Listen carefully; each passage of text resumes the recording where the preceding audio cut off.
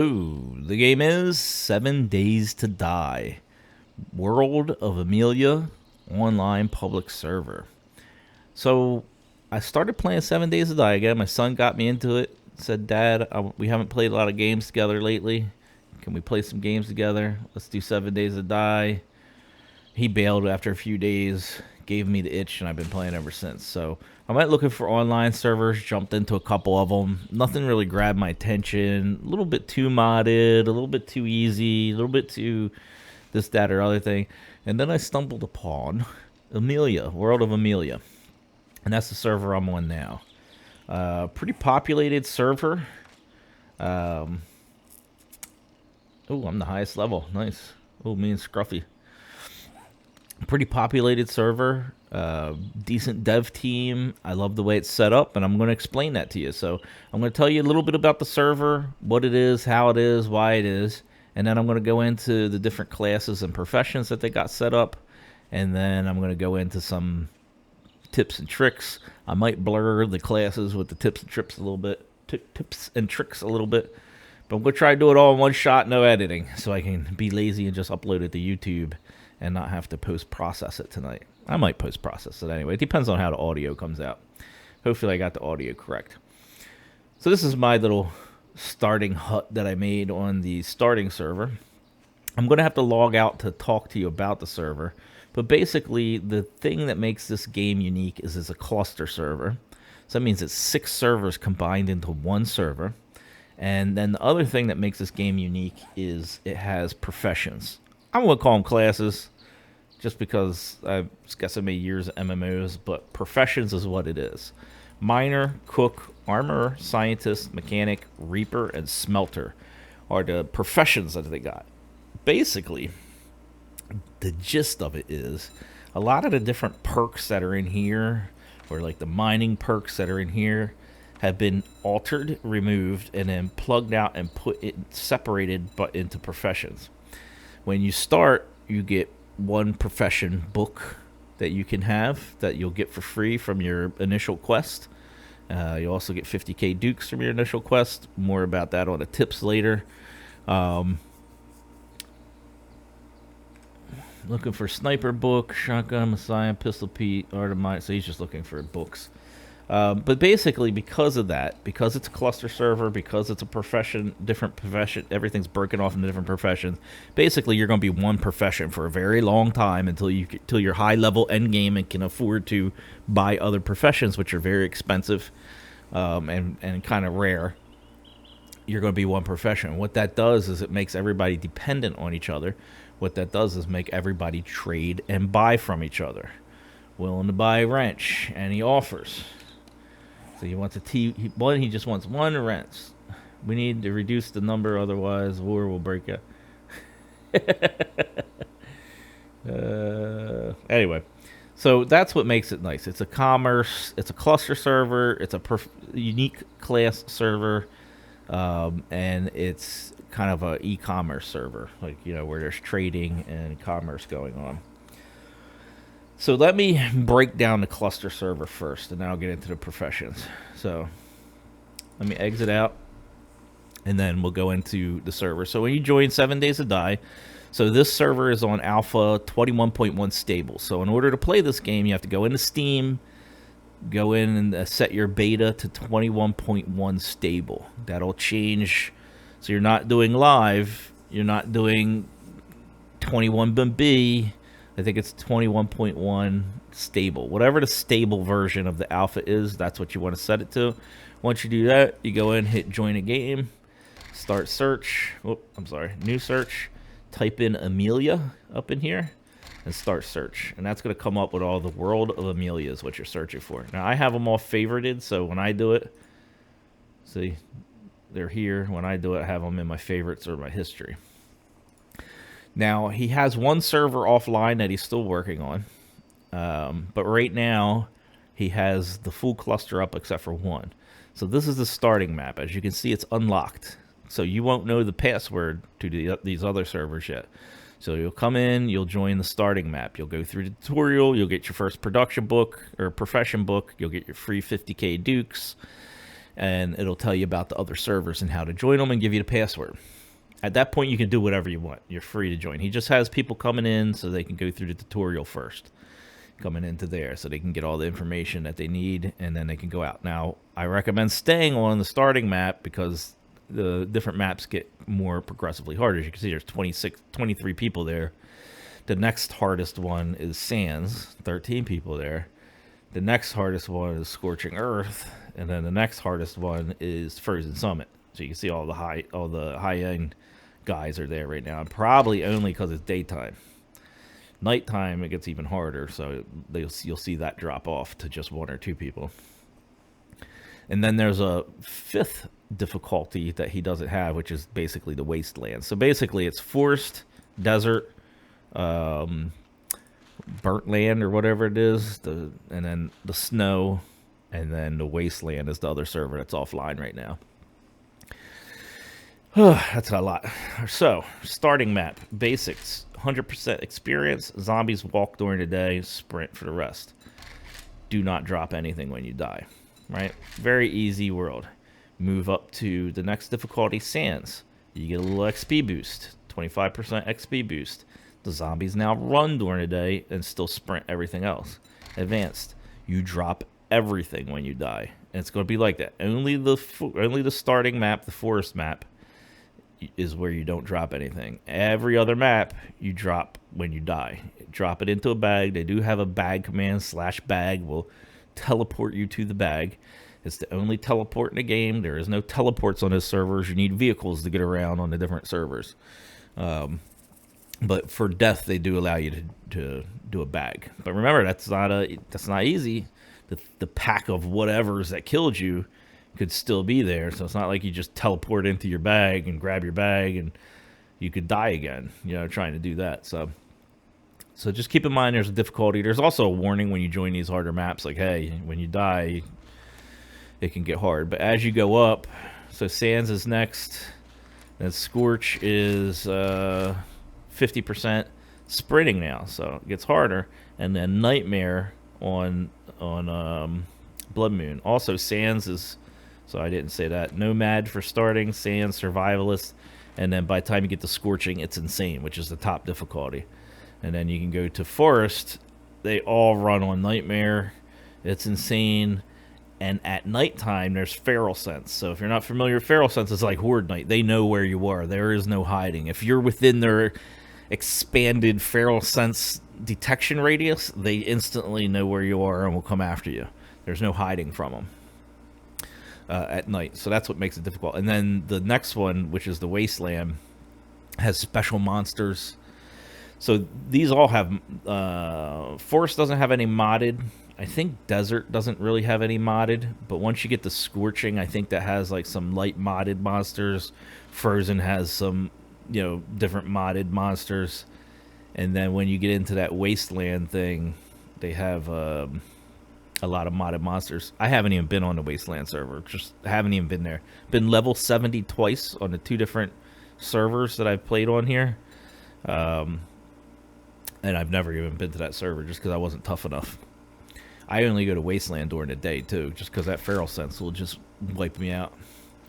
So they're the different starters. Then you have the map, which is a zombie-free zone. There's no zombies whatsoever, so you can freely build your ideal castle if you want there. If you're a builder, this is perfect for you. There's no loot on this server. There's no, there's everything's removed. It's just a server with a market, and you can build on it if you want. And the reason for that is because he wants people to trade, and he wants to give them a place to trade. Now, this whole cluster was wiped about a week or 2 ago, and kind of redesigned. And I'm proud to say that I gave them a suggestion for the market before the market was on the Forest server. So in the beginning server, there's a little plot of land that had claim blocks on it from the admins, and then they would allow you to build in a 3x2 block segment that allow you to build like a market stall and put however many registers you wanted on it, and people come to your registers and buy it. Problem with that to me was those registers would go stale when people come into the game and then quit. The registers would just never update or expire. And then also you had to wait for an admin to come on and say, "Hey, can I build my stall?" And then the admin will ally you, so you have access build rights to your land claim block. And then you build your stall up to however you want it designed, which was nice. So all the stalls looked pretty cool, unique designs and stuff like that. But it was also pretty damn laggy because people were doing crazy stuff with their designs. So the things would get stale. There was never any expiration, and then you always had to pester an admin to kind of make any changes to your stalls. What I suggested was just put down the rentals, allow us to do a rental, and have that way it will expire, reduce the cost so it's not prohibitively costly, but at the same time it will eventually expire and the stall will free up, and plus have it uniformed so it's not all laggy and stuff when you go in there. People doing crazy stuff and putting 100 lights on it or whatever. So I actually did that, and then not only did that, made the whole map that, and made it no zombies, so it was completely safe. So they kind of took that idea that I suggested and expanded on it. So very, very active admins, I guess is the point that I'm getting at. They're on every day working on the server, making reiterations, making changes. There's so that suggestion I put in their Discord. They have a suggestion thing where you can make like a suggestion ticket and people vote on it and they approve it or deny it. And, it went through that process, and they took that idea and turned it into something that fit within their vision of their servers, which I thought was really cool. And a lot of people seem to be liking it, and it seems to be working out well. This is mine. See if I got any sales. Oh, daddy. They bought. Somebody bought my oil shale. That's what it was. That was so expensive. I didn't think anybody was going to buy it. So I bought some coal, some nitrate. So they must have been making gunpowder. They bought my iron ore, which was expensive as well. I didn't even want to sell it. I'm rich. I'm rich. Wow. Nice. I got to restock that. So as you can see, successful, right? I put my stuff up there and it just sells. People come here and they buy it. Look, there's another person joining in, crying for you, checking what everybody's selling. So people just pop into the server and check, see who's selling what. You can see an active server, right? So it has rental. Rental costs are pretty cheap, so you can rent it for however, but if you forget about it for a while, it'll go away. So there's Kurika 255. Wow, he's selling them for 10K. I should sell them. I can make them. This one's not rented, so you can just kind of mouse over the stall to see who's renting it. Nobody rented them. Nobody rented them. Nobody rented them. Nobody rented them. There's JoJo. She don't have anything on hers. Flying Death Monkey. Shout out to Flying Death Monkey. He's a cook. When I first joined this server, I was like, what's the rules? What is this? I had no idea what I was joining in. I was like, is there anything special to this server? He probably answered 50 questions. Maybe 40 questions. He answered a lot of questions. I was just hammering questions. What about this? Well, what's this? What's this profession do? What about that? Very, very helpful. Although he is biased. He will tell you not to be a cook. He will tell you the whole server is cooks. Don't be a cook, because he's a cook. Other than that, very helpful dude. I like him. I'll get into classes in a second. Sorry, I'm getting distracted. I want to look around at everybody's stuff, see if they added anything. This guy added all kinds of stuff. Tech Junkie. Oh, yeah, I already looked at this earlier. He's got his magazines priced down pretty low. Medical journals for scientists. So let me get into that. So that's the server. So it's a clustered server with a pacifist market that you can sell your stuff on your stall. The reason why you want to sell your stuff, let's get into that. So it's an e-commerce trade, right? Because of the classes. So, this is where I'm going to need my breath. There's so much information with classes. So starting out, wow, I got a lot of people on here running around looking for servers. I'm going to sit right here and try to give a good view of people running around. Let me show you the food too, right? So just standing still. Look at me. I'm just burning food and burning water. Not really doing much of anything. I hate drinking coffee for water, but whatever. Classes. Here we go. Let's try to get through this. Let me get a drink. All right, caffeinated in real life too. Let's go. Classes: miner, cook, armor, scientist, mechanic, reaper, smelter are your new unique classes. As I said, basically he pulled perks out of the different normal skill trees and then combined them into classes. That you can only pick one class. When you start, you'll get a class book. You'll get 50k that you can buy some stuff to help you get going. Let's go down to up, right? So smelter. What could a smelter do? Well, smelter is the only one who can craft dew collectors, forges, and forged iron. They're the only one who can craft bellows, anvils, weaker mods, claw hammers. They're the only ones that can craft cement mixers, concrete mixers, chemistry trees. See where this is going? They're the only ones that can craft crucibles, forged steel, and then they can craft some crazy endgame stuff. To do this, you have to unlock each level. To unlock each level costs a skill point. You get 1 skill point per level. This one I think is 1 or 2. That one, I think, let me see, 5, 7.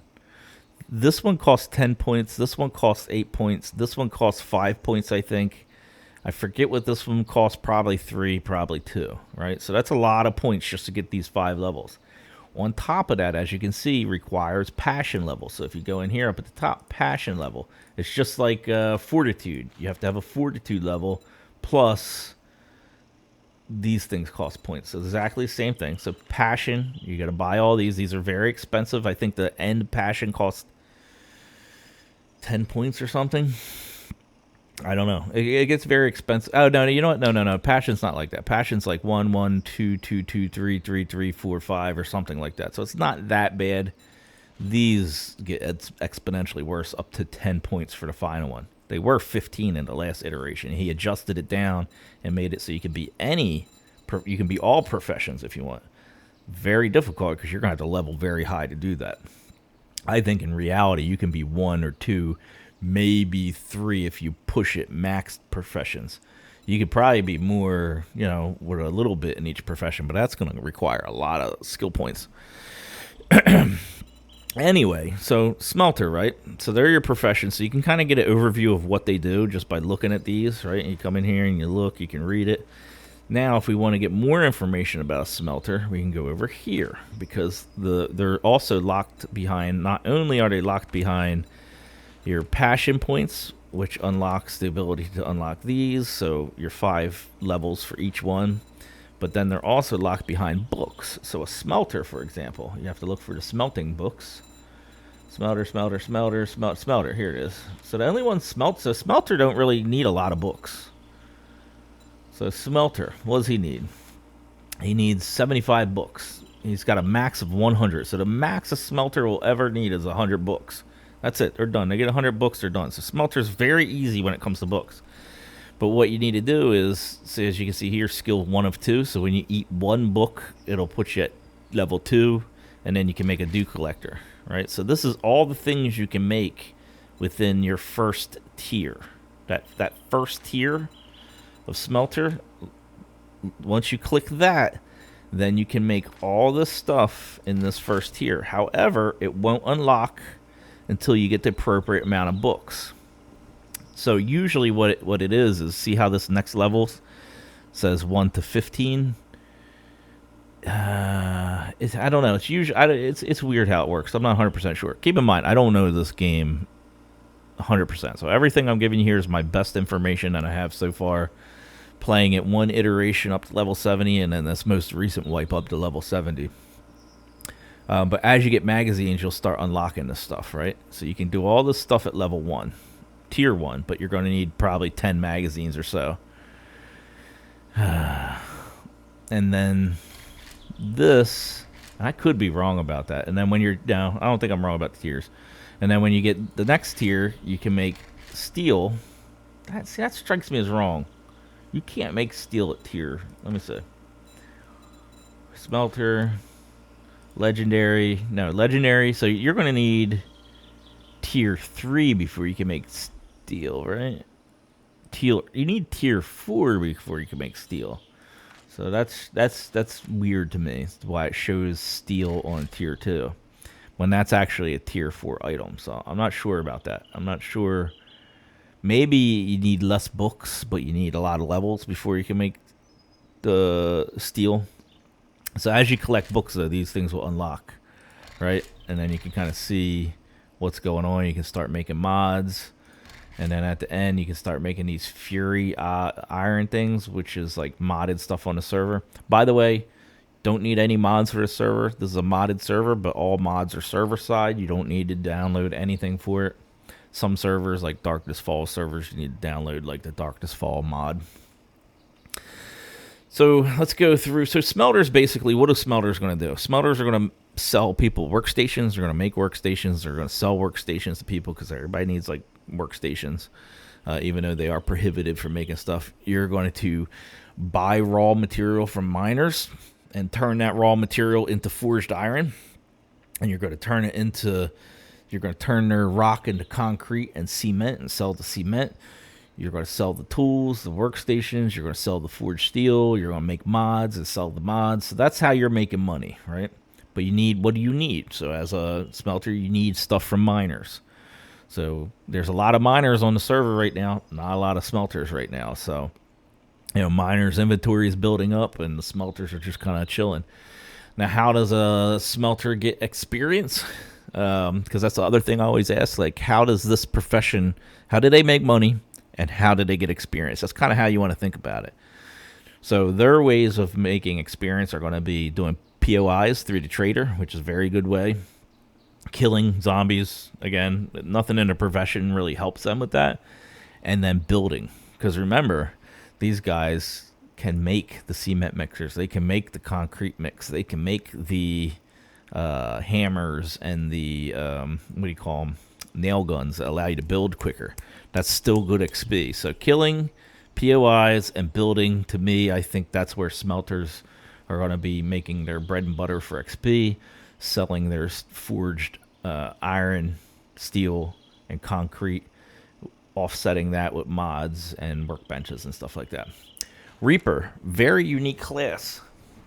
Very unique class. Haven't tried a Reaper out yet. I do want to try one out. They're very self-sufficient, so I think they're a good start because they can eat rotting flesh and drink murky water. Food and water is very, very harsh in this game. Look at me. I'm already down. I got to eat more food, drink more water just standing here.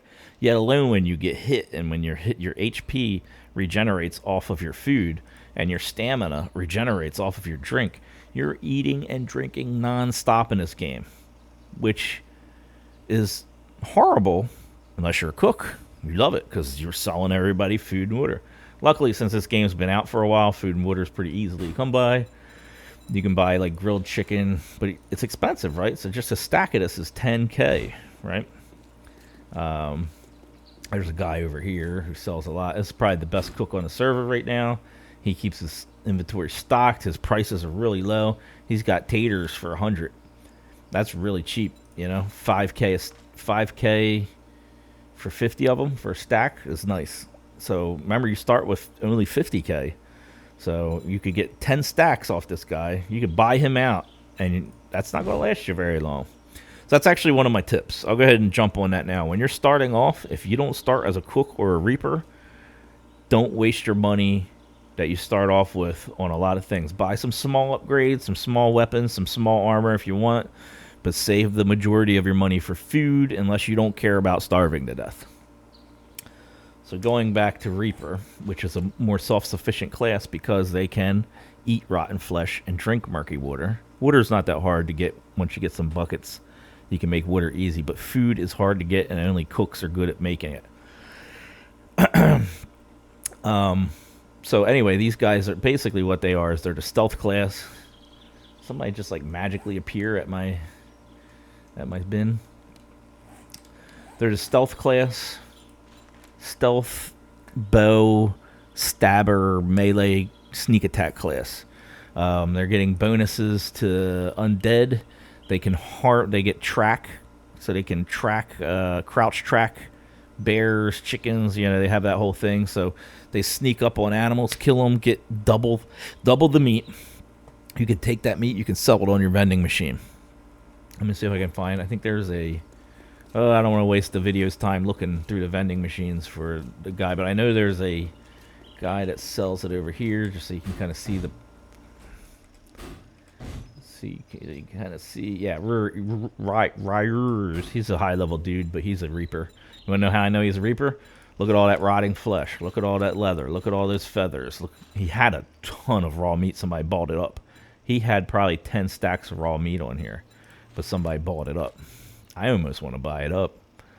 I'm not a cook though. And then he's doing mods. I don't know why he's doing mods. Probably from just loot from doing POIs. But this is the kind of stuff you're going to be selling if you're a reaper. Raw meat. So it's not super huge high level, but it's consistent. He's constantly filling this thing up with rotten flesh. 6,000 a stack.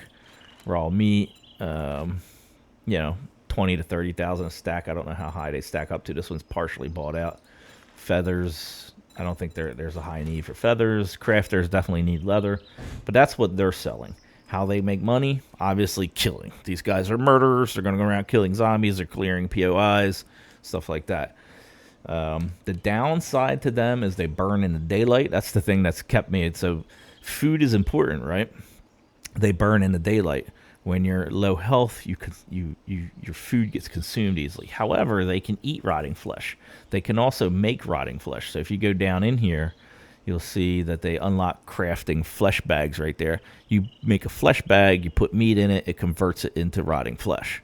So the meat, so you're a hunter. So if you want to play this guy, you're hunting animals with your track, and you're doing POIs for experience and killing zombies. That's pretty much the gameplay style for this dude. You can do it multiple ways. You can do it sneak attack. They have like Reaper specific gear, Reaper specific bows that can be crafted. I think it says it in here. And they don't need any books. So if the book thing sounds like a pain in the ass to you, which I kind of like it, it's like trading for books and stuff. They don't need any books. And then the end game thing is when you loot and when you go into the higher level things like the snow one and the waste one and stuff like that, they have a higher chance of dropping mushy brains. You can take those mushy brains to where it says crafting vats. You can make crafting vats. Those crafting vats convert the mushy brain into cerebrospinal fluid. You need the cerebrospinal fluid to make profession books. So when you want your second class, you need 40 fluids. If you're a Reaper, that takes 40 brain. I think you get 1-to-1 with a Reaper. It might be 2-to-1. So maybe you need 20 brains as a Reaper. I'm not 100% sure. But the Reaper's more efficient at making fluid from brains than a normal person. You need a learning elixir. That's another thing that cooks can make. Only cooks can make that. So cooks make that and sell it off. And the rest of it's easy to get. So that's the Reaper class. Your stealth hunter, hunting animals, doing POIs, killing. More self-sufficient. Also, I heard that when they stab corpses, does it say that in here? Craft Reaper armor, craft Reaper bows, run speed at night.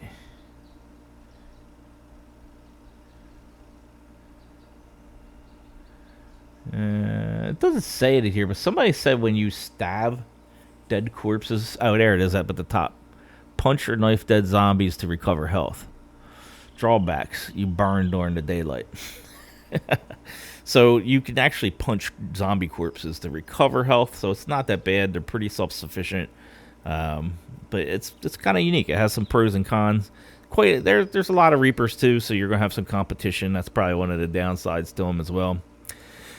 Mechanic is going to be electrical parts, mechanical parts. They're the ones that are going to be harvesting those raw materials, and then they're the ones that can harvest, or they can craft the wrenches and things to harvest those materials. It's kind of like miners.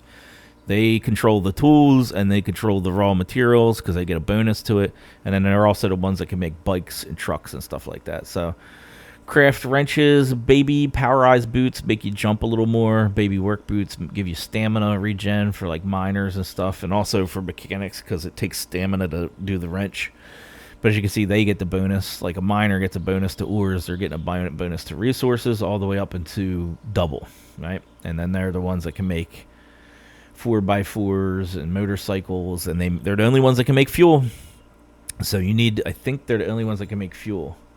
Might be a scientist too. So tool fuel is only made by a mechanic level 4. So if you want to run that auger that you bought from the miner, or you are a miner and want to run an auger, you have to go to a mechanic and buy the fuel. Everything is interconnected here. You'll notice that the whole thing is there's no self-sufficient class at all. Everybody needs everybody else.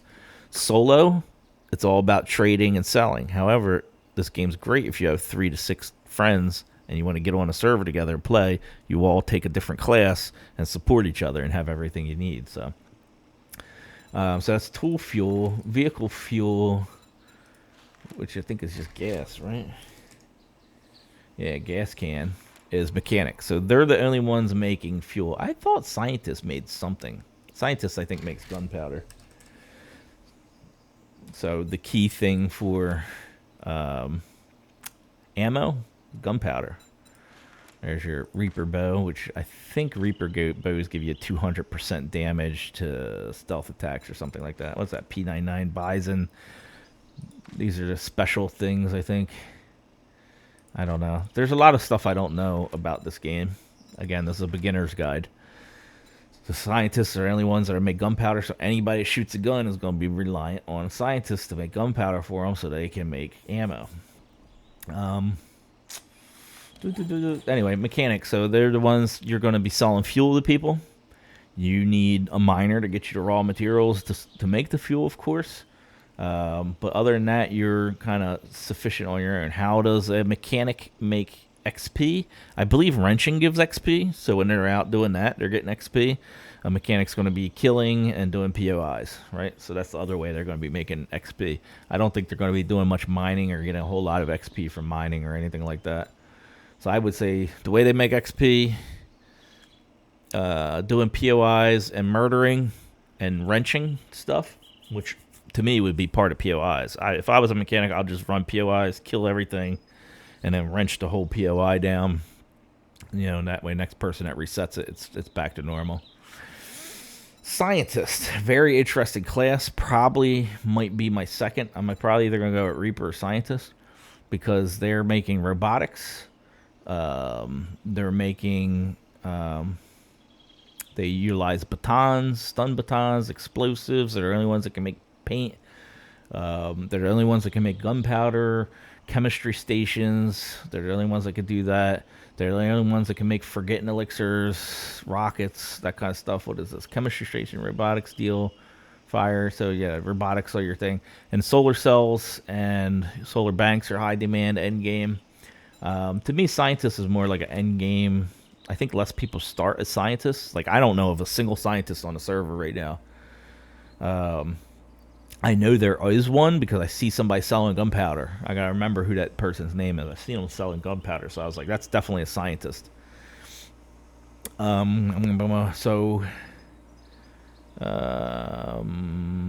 let's look at their thing. So scientist books. Scientists have a lot of them, not as many as armor. So let's see, medical. So they're the only ones that can make medical bandages and healing stuff and casts. So you'll be making and selling that. Explosives. I don't know if that'll sell well to people. Do people really buy that? But you'll be making gunpowder definitely. And if somebody's like a rocket user, I guess scientists could be a pretty cool rocket user.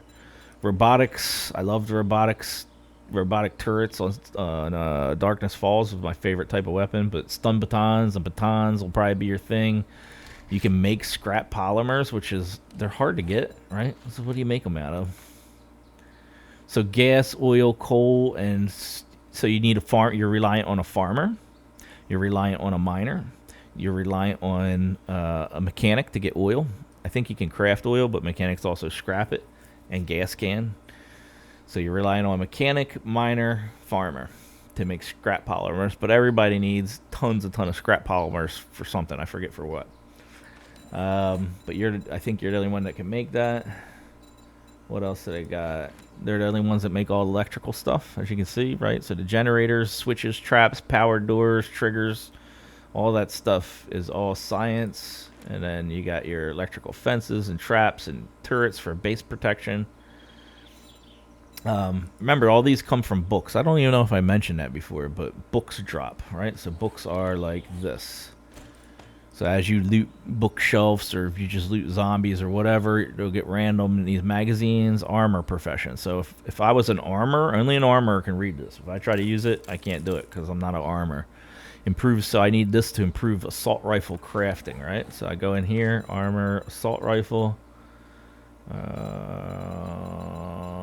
That's machine guns, right? So if you get, looks like I can make pipe rifles. I can't make it because I'm not an armor, but as you read these magazines, you're going to be able to loot plus craft.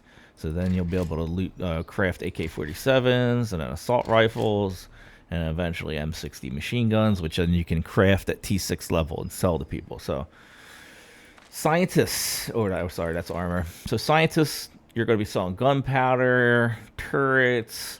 I doubt anybody's buying stun batons. Maybe, why would you buy a stun baton unless you're already a scientist? But you're going to be selling polymers. You're going to be selling elixirs. You're going to be selling medical stuff. You're going to be selling all electronics and stuff like that to people. So pretty interesting class. Armor, very involved. But they basically, all weapons and all armor are crafted through an armor. Anything above like the first tier, like pipe weapons and like padded armor, stuff like that. Anything above that tier, you're going to need an armor to make for you. So craft weapons and armor, weapon repair kits. So in here, weapons aren't repaired by normal repair kits. They're repaired by weapon repair kits. So you have to buy that from an armor, or that nice T6 machine gun that you got, it's going to break. You can't fix it. So that's your continuous supply of things you sell to people, along with the armor and the weapons. What else you got here? Yep. So let's look at the books now. Armors are the biggest book hog in the world. Look at that, 120 books per. But they also craft some of the craziest stuff, like the endgame stuff. They can craft all your basic weapons, but there's some endgame stuff I'm not even familiar about that requires them. But every single one of these types of books, you'll be eating for armor. So they need a lot of different books to make all the different things. So they're definitely the biggest book people who need books the most. How do you get books? POIs, trading from people. So how are armors going to get experience? Same way everybody else does. Building. I forgot to mention on all the other ones, building, like upgrading blocks. I think I mentioned that for Smelter because they're probably the best at it. But anybody can upgrade buildings and blocks and stuff like that. Your basic wood to, upgrading to wood, to stone, to cobblestone. And killing. You're going to have all the best weapon and all the best armor first. So, just killing stuff, doing POIs and stuff like that is how you're going to level. Cooks. So aside from Reaper, the cook is the one that I recommend that if you want to be self-sufficient starting out, because food, you need to eat again, need to drink again. Just standing here doing nothing goes fast on this server, and it can get expensive. So if you want to be self-sufficient, you start as a cook. How cooks make money, obviously, is they buy the stuff from the Reaper, or they earn it themselves. What the heck's it called? To make the farm plot. So you need 10 rotting flesh per farm plot. So you don't really need a lot. You need some nitrate from a miner. You are the miner of clay soil. So cooks are unique that they are the ones that get the raw material for terrain. So clay, they get double the clay. Food is very much needed because it's consumed quickly. Plus, just this reiteration, they put more experience bonus to it. So I think you can have up to 20% experience bonus depending on the complexity of the food that you craft. So that's, as you can see, I bought this for 50,000. I think I bought this, it's like 30,000, 50,000. I bought this because it has 10% XP for 10 minutes. I was eating eggs and meat eggs and bacon, and it was giving me 5%. So I bought this vegetable stew for 10%, but I think you can get up to 20 with higher foods. I'm not sure.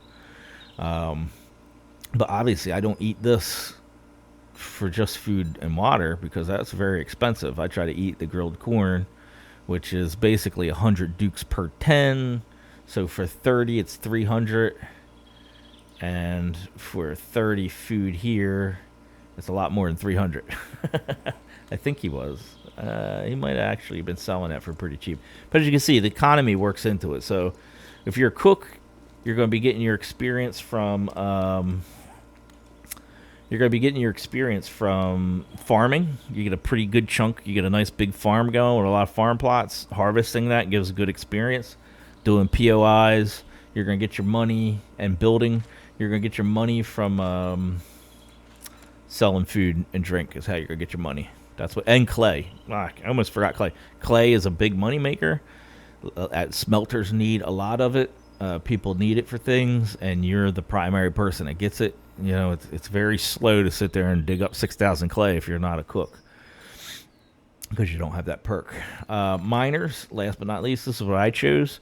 I like mining. I like that meditative, calm, mindless 20 minutes of just smacking things and getting ore.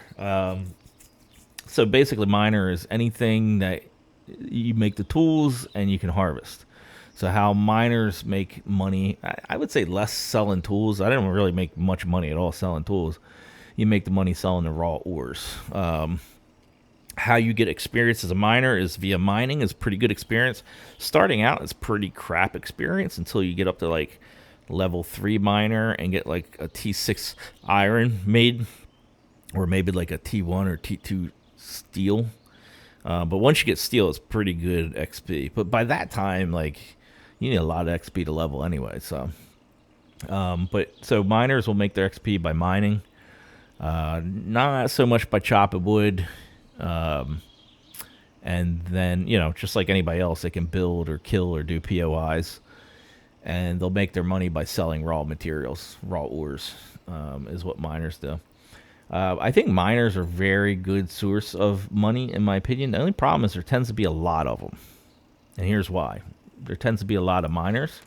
There tends to be a decent amount of cooks. There tends to be a lot of reapers. The reason why, I think, can you guess? Can you guess why there would be a lot of reapers, cooks, and miners? Because they're the raw material makers, right? These two are more self-sufficient, so there's going to be a lot of them starting off. Because starting off, you can't buy food.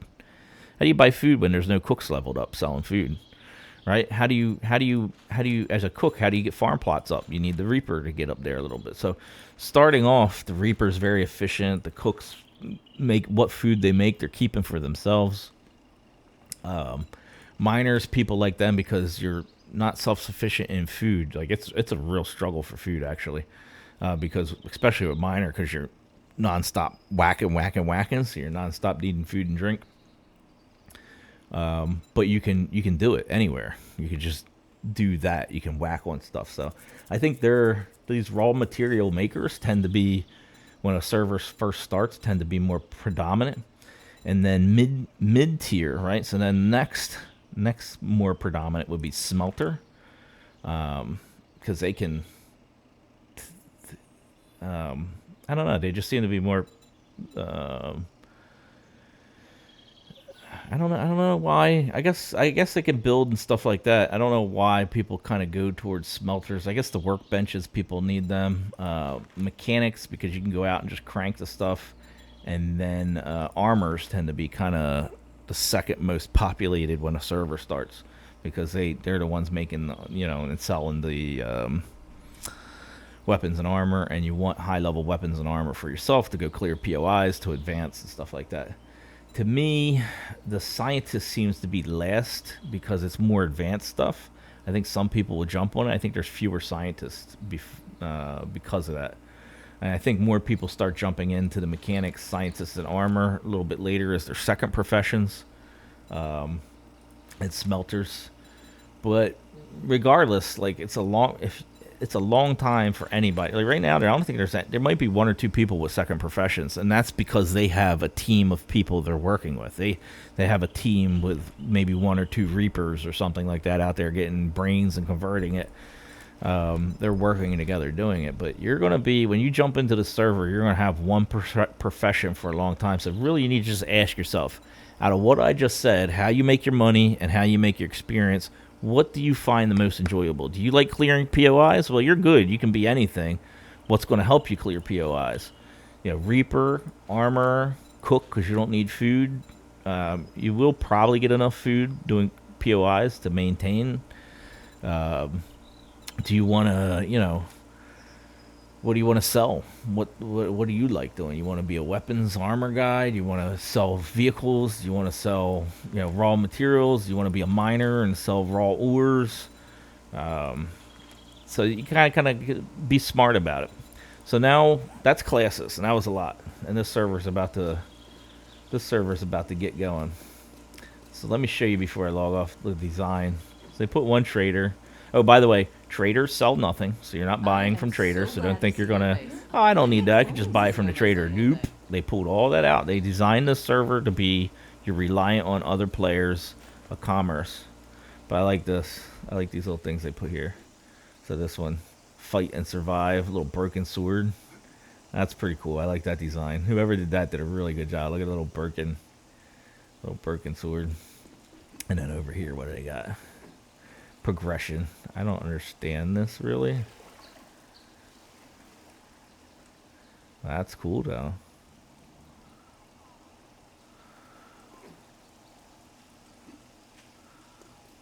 Community. Lag. Always wonder if I'm gonna crash. How's this one represent community? I don't know. That's an okay design, I guess. And then I like this one, trade and welfare. Stacks of coins. They just did like the logs. That's a good way to do like money. That's awesome. Money piles, trade and wealth. I like that. And then I like how they segmented them in the colors, because people are like, hey, visit my thing. I'm on yellow 41 is my vending machine. Is how people are identifying. And then it's like, I'm at blue 20. So you see how it's blue. So I really like how they did that. And then the whole world around here, you can put your land claims. Like I got my 2 land claims right here. So if I want to, eventually I'll build like a nice little spot or something there. Just build it out. But this is the market. Right now, these 2 rows are open and they have room to expand it as needed. So pretty cool market area for commerce. Did anybody buy anything from my shop while I was sitting here talking? Nope. I gotta restock that.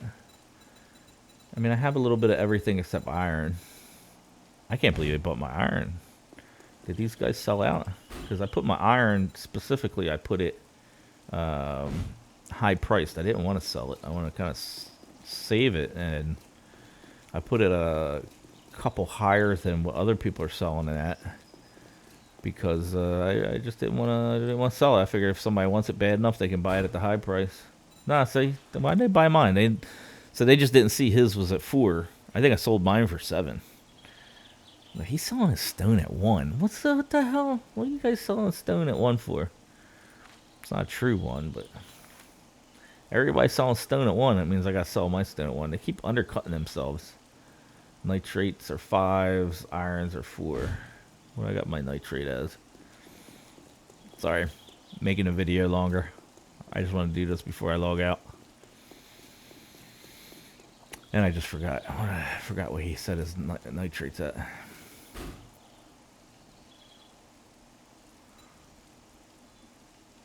Was it 4? His nitrates were 4. I gotta run back. I forget. Mine are at 5. Mine are at 5. I just this is also the problem with it. People just be like undercutting themselves. Well, he's selling at 5. I'll sell it at 4. Oh, and then I see he's selling at 4, so I go down to 3. No, okay, he's at 5 too. So I'll leave mine at 5. 5. I'm matching his price. They can buy from me or him. I'm fine with that. I'm not going to try to undercut him because that's just going to drive the price down, and that's not what I want as a seller. But yeah, people just be like, stone, I'll just drop it down to 1. It's like, what are you doing? People will buy that at 4 or 5. Anyway, not everybody's good with money or making money. So pretty unique class system, pretty unique cluster system for the server. So I want to go to my market. I go check that. I want to go get the stuff from my to replenish my market. I'll go back to the starting map. What else do I need to tell you? Some tips. I think I already mentioned when you start out, you get 50k dukes. My advice, unless you're going to be a self-sufficient reaper or you're going to be a cook, save a good chunk of that for food. Save at least 30k of that for food. Unless you don't care about starving to death. If you don't care about your death count, I do. Some people don't. Then, whatever, die and replenish your food that way. It's just like if you get infected, I don't got any honey, I'll just die. Clear my disease, If you're like that, don't worry about it. But if you're like me, where you're trying not to die, I'd save some of your money for food. Don't go blowing it all on like one T6 weapon or something like that.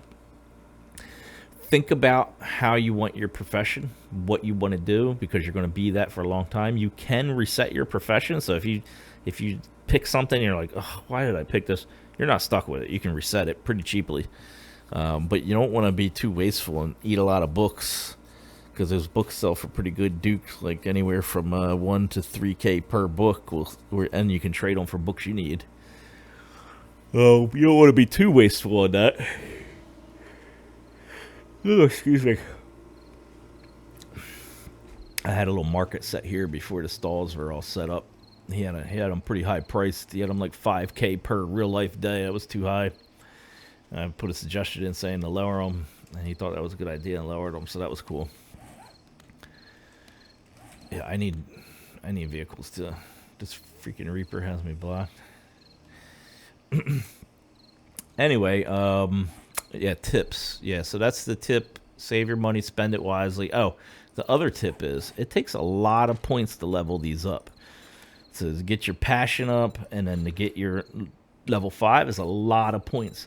I would not recommend spending points into these normal categories unless you absolutely have to. Be very stingy about how you spend your points. I'm level 70, and I think by level 60, I just got all these filled in, and I didn't spend any points on anything else. I think I spent 1 point on Iron Gut, 1 point on Insulated, and I spent 1 point on Healing Factor. So I spent 3 points, 3 levels, and then that was it. Everything else went into leveling up. And then I just, once I got tier 5 and everything taken care of, 10 passion, 5 mining, then I put a little bit more into machine gunner, since that's the weapon that I like. I put 1 more into insulation to help with my food, Iron Gut to help with my food, and some more in healing factor. Right now I'm just saving my points because I'm not sure. I don't want to just blow them because I got them. If I can respec, I might want to jump into scientist or reaper or something like that. Smelter would actually be really good for a miner. So I don't know if I can get some brains, if I can buy some freaking brains from somebody or earn them myself, then I want to save those points so I can kind of blast down through these. Good thing is I already have these bought. So when I do my professions, I only got to worry about 10, 15, I'll say 3, so 18, let's say 20 points roughly per profession. So that's 20 levels per profession. 20, yeah, that's a lot of levels. You'll never be able to get them all. Experience gets progressively harder as you go. Does this thing ever show experience points? Block damage.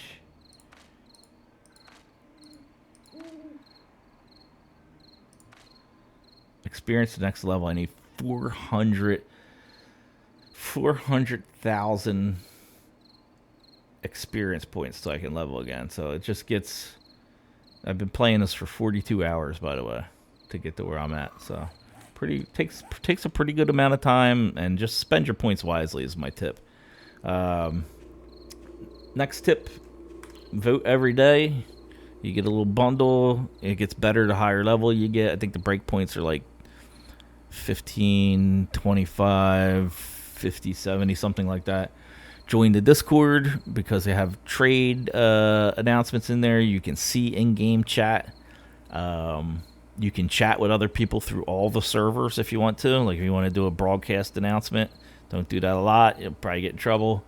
But all the information's in there, so definitely want to join the Discord. I'll put all the links in the description as well.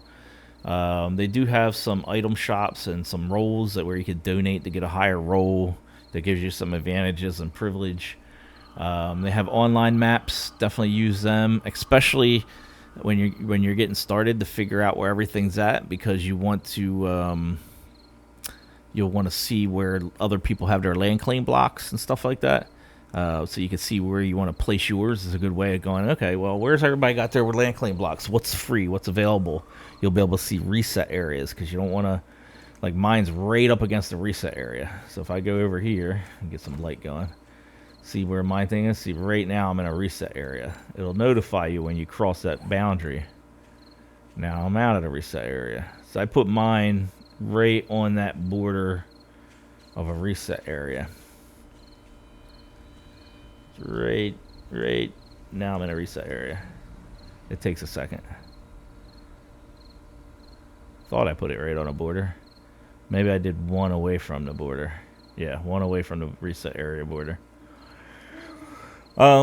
Yeah, so the map, and that's about it. Other than that, it's a good server. Active admins are constantly making improvements and taking care of the server every day, you know, trying to make it better. Right now, the beginning server is crashing every couple hours. They're trying to work on that and figure out what's causing it. If something like that bothers you, you know, you can start on the sands. It's a little bit more difficult, but it's more stable right now. For some reason, the starter server is crashing a lot. Not a lot, every once in a while. To me, it doesn't even really bother me. Yeah, that's about it. As you can see, people are chatty and, yeah, you got this, I need to make a wrench. Can you trade this? I like the trading and stuff like that. See, she's far away. Just go to the market. You can trade there. I wish more people would start using the market. They're slowly starting to use it more. I think a lot of people like doing the trade thing. They're like, hey, can you do this for me? And I'll do that for you. Like, they dig that for some reason. So maybe you dig that. But me, I'll sell my stuff for Dukes, and I'll buy your stuff for Dukes. It makes it easier for me. That's the whole point of a currency. But anyway, yeah, that's the video. If you liked it, thumbs up. Subscribe if you're not a subscriber. I got a lot of other 7 Days to Die videos. If you're interested in 7 Days to Die, maybe... Wow, I just had major deja vu. If you're interested in 7 Days to Die, check my playlist. I got like a 6-hour-long Darkness Falls video in there. It's pretty good. What else do I got? I got... I don't know. I got a lot of stuff in there. But that's it for the video. Right now, I'm gonna, for the rest of the video, just kind of talk about what I'm doing with my channel. I try to put that towards the end, so my videos are a little less rambly, but my subscribers who are interested in that kind of stuff can see what's going on. Other than that, I'll see you guys later. Thanks for watching. As far as me and my channel, you know, busy working, so I'm not putting out a lot of videos. Work's real heavy right now. Summer's over, but holidays are coming. That takes family, friends, you know, birthdays. A lot of birthdays and holidays, Halloween, Thanksgiving, Christmas. So that's going to take up a lot more time. What I was doing, I played EverQuest TLP in April for a month, and the plan was drop into Diablo 4 when that came out. That was kind of, you know, I didn't make a lot of videos because there's a lot of good content creators like Rax and stuff. How do I do something that they're not doing? But, you know, that kind of fizzled out, and I jumped into Season 1, and that kind of fizzled out. So, still kind of on that. I got to finish my season battle pass on that. I'm not going to probably make any Diablo 4 videos whatsoever. I feel like the game's not in a great place. I might try out Last Epoch, because, you know, I follow Rax, or I don't know what his name is, Raxoranitos or something like that. Rax, I followed him for years in Diablo 3. He's a great guy, very knowledgeable, always honest. His opinions are usually accurate and in line with how I see things. So I trust his opinion highly. He says it's a good game. I'm going to see if he puts out any guides. I might jump on that and fart around, but To be honest with you, I'm kind of burnt out. Diablo kind of burnt me out on the whole that type of genre. So I don't even know if I'll do that. So as far as EverQuest, I dropped off the TLP. Had some problems with my first guild. They broke up. Second guild, super casual guild, and then they turned into like they were like, yo, the leaders and the founders of the guild get the loot first. They were like like that's something you'd find in the hardest of the hard kill core servers or guilds in EverQuest. They'll have that mentality. It's like almost like a cliche mentality. You know what I mean? Like you're a member, but you're not important, kind of thing. Like treatment to their members. And then it was like in a casual. I'm like, really, you guys? Like, who do you think you are? Like, you're casual scrubs, and you're acting like this. Like, what's the point of even being a casual? So I just didn't like that mentality, and I bounced out of there. They kind of just killed the server for me, though. It's kind of like, I'm just like, I don't know if I'm going to jump back in. There's not a lot of good guilds on that server, and then I don't want to raid during the weekday. When I come home from work, I'm tired. My mind is tired. I do not want to sit there for 4 or 5 hours raiding. Just like dead, and then go to bed, and it's just like it just makes you feel like a zombie. It's not my thing. Weekend raids with some coffee, I'm all right with, but there's no weekend raiders there. So I think I'm out of that for a while. However, on the EverQuest front, I did jump over to Agnar, and I started playing there. Agnar is the pop lock server from like 2017, and had a great time. Actually, was finding groups there faster than I was on Oakwin and on the Oakwin TLP. And joined a guild, one of the guilds that raid there that are active still on that server. There's like two super active guilds, so I joined one of them. Bunch of great people, so all seemed fun. I joined a couple of raids with them. I have a 65 from when I played there before, so I joined a couple of raids. It was fun. Leveled up a dude. Everybody was inviting me into groups, not because I was in the guild, just because people would invite you. You know what I mean? And also in the guild, like it was just crazy. I was like, I couldn't even have a chance to breathe jumping from one group to another. The groups are so fast, they didn't care as long as you were of level to get experience with them. They'll bring you in. They don't care because it's a server that's locked and been locked for years. What do they care? You know what I mean? They're working on their 10th alt or something. So very, very good server, bunch of chill people. So I think I want to try to jump on that and kind of keep that going and get some raids going and kind of get active there. Maybe make a couple alts. I don't know when I'm going to go in on that. I thought I'd be doing that already, but then my son was like, hey, Dad, let's play some video games together. Let's play some 7 Days to Die. And we did this. Started playing 7 Days to Die, and he got me going on 7 Days to Die again, and then left. So it left me to myself. And then I started looking at online servers. I was like, oh, let me find an online server I could play. That's when I stumbled onto Amelia server, World of Amelia. So kind of glad for that. And so I just was like, okay, let me explore this. Let me play on this. I've been having fun grinding up. They wiped because they had a problem. They had some technical problems and exploit that happened. So they decided the best thing to do was just wipe, restart the server. Server just restarted. Great time to join in on it. Very unique with the cluster server and a class server with active admins who are constantly trying to just make sure people can play and have fun. Support ticket system and Discord. I mean, you can't beat it, right? It's almost like a paid tier service here. So one of the better top-notch servers that I've been on in 7 Days to Die. And I love 7 Days to Die, so I'm going to take advantage of it while the opportunity arises. So I'll probably play this for a little bit, maybe jump back on Agnar. As far as like any other games, probably the same plans as everybody else. Ooh, new day's about to dawn. Probably the same plans as everybody else. I'm just waiting. I'm waiting for everything everybody else is waiting for. I'm waiting for, what am I waiting for? Pantheon, of course. Will that ever come out? I would definitely want to jump on that. I'm waiting for, I keep wanting to say Lost Ark. Ashes of Creation, right? That seems like to be, probably be a good game when it comes out. To me, that's a must-buy. So I'm just waiting for the dawn to arise.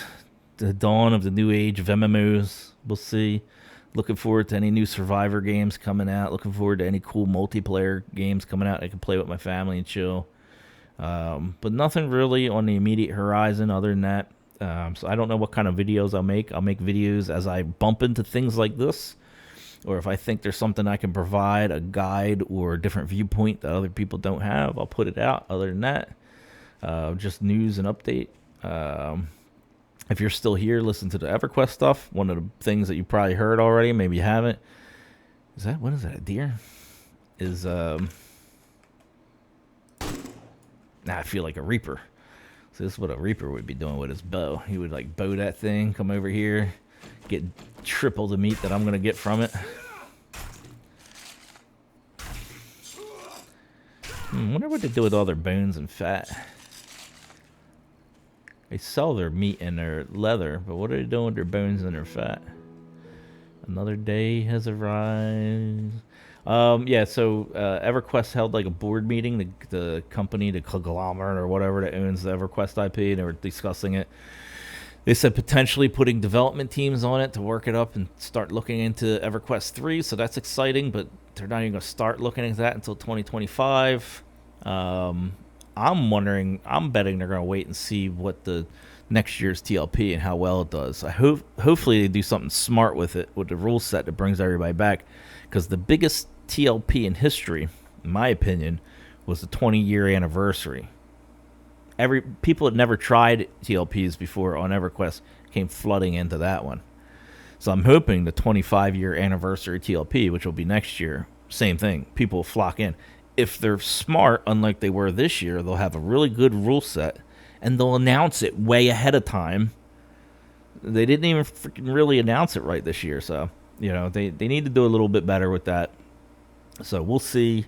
Hopefully it'll be a big year next year for the TLP. Hopefully they'll start making announcements about EverQuest 3. So we'll see. So it could be a pretty interesting next couple of years for EverQuest. And then we'll see what happens with Ashes and with Pantheon and who knows what else will come out. What other game am I thinking? Oh, there was what was it? An Eastern game I think is coming out. I don't know. Whatever happened to Blue Protocol? There was another one that looked really good. I can't think of it right now, but that's kind of what I got going on. Anyway, I'll see you guys in the next video. Who knows what I'm going to find on Steam for sale or what I bump into, or you never know. You never know. Keep an eye on my channel. Subscribe if you haven't, and I'll see you guys in the next video. Appreciate you watching. I enjoy making these videos. We'll see. I'm going to try and just upload this since I did it all in one shot. I'm going to upload it to YouTube. Let's see how it comes out. Talk to you guys later. Bye-bye.